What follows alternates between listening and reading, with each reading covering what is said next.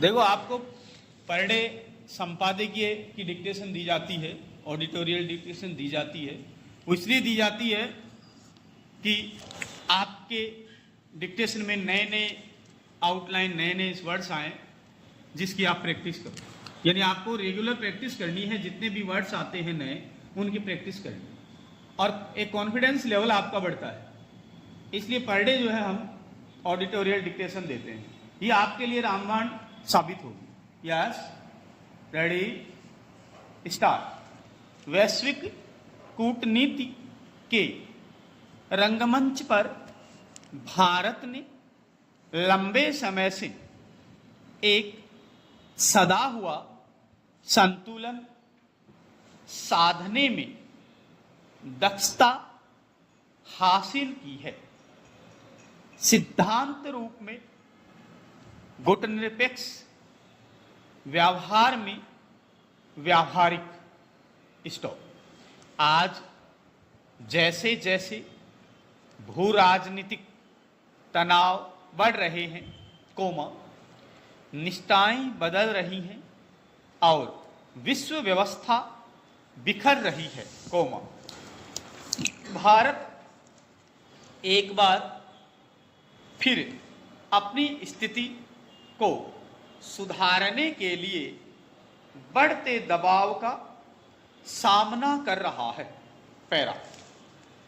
America से हमारे संबंध विशेष रूप से तनावपूर्ण हो गए हैं। स्टॉप। ट्रंप टैरिफ के व्यापक आर्थिक परिणाम होंगे क्योंकि पिछले साल भारत के कुल निर्यात में अमेरिका का योगदान 18% था। स्टॉप। लेकिन यह केवल एक व्यापारिक मुद्दा भर नहीं है। स्टॉप। अमेरिका और भारत 1/4 सदी से भी अधिक समय से अपने रणनीतिक संबंधों को गहरा कर रहे थे और अमेरिका उभरते भारत को हिंद प्रांत क्षेत्र में चीनी प्रभाव के एक महत्वपूर्ण प्रतिकार के रूप में देखता आता रहा है। स्टॉप। लेकिन नए टैरिफ इस बात की याद दिलाते हैं कि मजबूत साझेदारियां भी किसी नेता की सनक के आगे झुक सकती है। पैरा। पाकिस्तान के साथ अमेरिका की गलबहियां रणनीतिक रूप से और परेशान करने वाली हैं। स्टॉप। अमेरिका के दीर्घकालिक आर्थिक, तकनीक और सामरिक हित अभी भी भारत के साथ जुड़े हैं। स्टॉप। इन हालात में चीन का पाकिस्तान को समर्थन भारतीय सुरक्षा के लिए जोखिम को बढ़ाता है। स्टॉप। ऑपरेशन सिंदूर के दौरान चीन ने पाकिस्तान को सैन्य और राजनयिक समर्थन की पेशकश की थी। स्टॉप।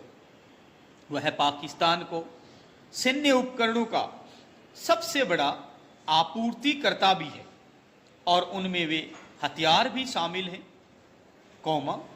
जिनका इस्तेमाल पाकिस्तान ने भारत के खिलाफ किया है। स्टॉप। इसके अलावा चीन की बेल्ट एंड रोड पहल की सबसे बड़ी परियोजना चीन पाकिस्तान आर्थिक गलियारा है, जो दक्षिण पश्चिमी पाकिस्तान में ग्वादर बंदरगाह पर केंद्रित है। स्टॉप। चीन पाकिस्तान धुरी अब महज एक सामरिक गठबंधन नहीं, रणनीतिक समझौता भी है। स्टॉप। यह भारत से व्यापक प्रतिक्रिया की मांग करता है, जिसमें घरेलू आर्थिक लचीलापन, सैन्य तैयारी और हिंद प्रशांत क्षेत्र में कूटनीतिक पहुंच शामिल है। पैरा। इस सब के बीच रूस के साथ भारत की साझेदारी मजबूत साबित हुई है। शीत युद्ध के गुटनिरपेक्षता के दौर में गढ़े गए इस द्विपक्षीय संबंध का आधार दोनों देश की रणनीतिक स्वायत्तता के प्रति साझा सम्मान है। हालांकि दोनों देश हर बात पर सहमत नहीं है, फिर भी भारत रूस से महत्वपूर्ण रक्षा उपकरण प्राप्त करता है और पुतिन इस वर्ष के अंत में भारत यात्रा पर आने वाले हैं। लेकिन यहां भी चिंता का एक कारण है। जैसे जैसे रूस चीन पर अधिकाधिक निर्भर होता जा रहा है, रूस के साथ भारत की साझेदारी को भी क्षति पहुंच सकती है। पैरा बढ़ते भू राजनीतिक जोखिमों के इस दौर में भारत अपनी अंतर्राष्ट्रीय साझेदारियों में विविधता ला रहा है। यूरोप अपनी आपूर्ति श्रृंखलाओं के पुनर्गठन की कोशिश कर रहा है।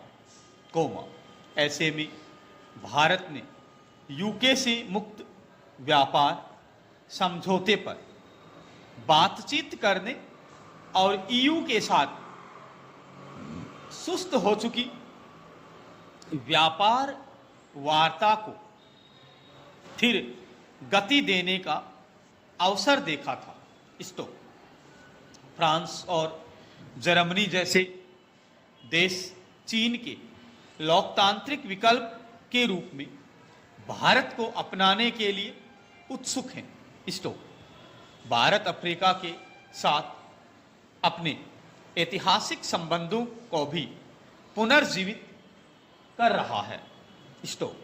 जहां चीन ने लंबे समय से इस महाद्वीप के प्रति शोषणकारी दृष्टिकोण अपनाया है, वहीं भारत पारस्परिक रूप से लाभकारी साझेदारियों को बढ़ाने के लिए काम कर रहा है, जिनमें स्वास्थ्य देखभाल, शिक्षा और डिजिटल बुनियादी ढांचे में भारतीय निवेश का विस्तार करना भी शामिल है।